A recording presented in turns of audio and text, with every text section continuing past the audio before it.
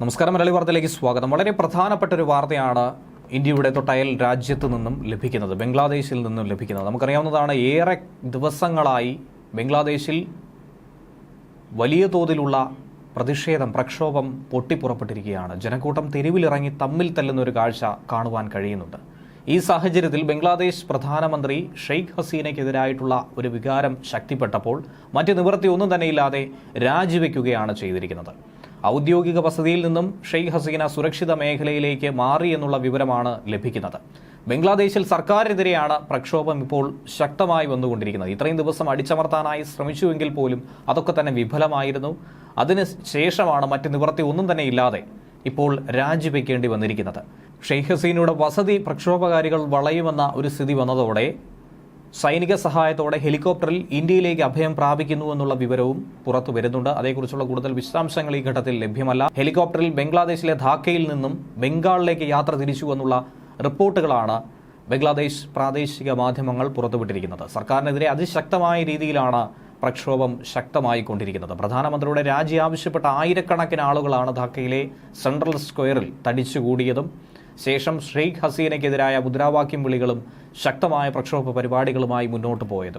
ഭരണകക്ഷിയായ അവാമി ലീഗിന്റെ പ്രവർത്തകരും പ്രതിഷേധക്കാരും തമ്മിലുള്ള സംഘർഷം ഇതിനിടയിൽ സംഭവിച്ചു. 100-ലധികം ആളുകളാണ് കൊല്ലപ്പെട്ടത്. കഴിഞ്ഞ ദിവസം വിദ്യാർത്ഥികൾ തെരുവിലിറങ്ങി 50-ലധികം വിദ്യാർത്ഥികൾ കൊല്ലപ്പെട്ട വാർത്ത നാം ഏവരും കേട്ടതാണ്. അതിന് പിന്നാലെയാണ് ഇത്തരത്തിൽ ഓരോ ദിവസം കഴിയുന്തോറും നിരവധി ആളുകൾ കൊല്ലപ്പെടുന്ന ഒരു സാഹചര്യം ഉണ്ടായത്.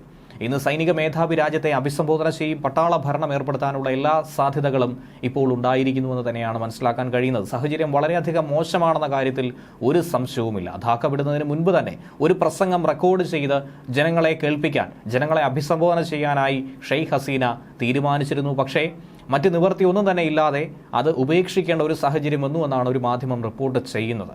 ഒരു സംവരണ വിഷയവുമായി തുടങ്ങിയ പ്രക്ഷോഭമാണ് രാജ്യാന്തര കലാപത്തിലേക്ക്, ആഭ്യന്തര കലാപത്തിലേക്ക് വഴിയൊരുക്കിയത്. സർക്കാർ ജോലിയിലെ സംവരണ വിഷയത്തിൽ തുടങ്ങിയതാണ് സർക്കാരിനെതിരായിട്ടുള്ള സമരമായി ഇത് രൂപപ്പെടാനുള്ള കാരണം. സംവരണ വിഷയത്തിൽ ഏതാനും ദിവസങ്ങൾക്ക് മുൻപ് നടന്ന സംഘർഷത്തിൽ 200-ലധികം പേർ കൊല ചെയ്യപ്പെട്ടിരുന്നു. അത് ഏതു വിധേനയും അടിച്ചമർത്താനായി ശ്രമിച്ചതിന് പിന്നാലെയാണ് സർക്കാരിനെതിരെ ഒരു വലിയ ജനകീയ പ്രക്ഷോഭം അവിടെ ഉരുത്തിരിഞ്ഞു വന്നത്. രാജ്യത്തെ 13 ജില്ലകളിലാണ് കലാപം ശക്തമായി അലയടിച്ചുകൊണ്ടിരിക്കുന്നത്.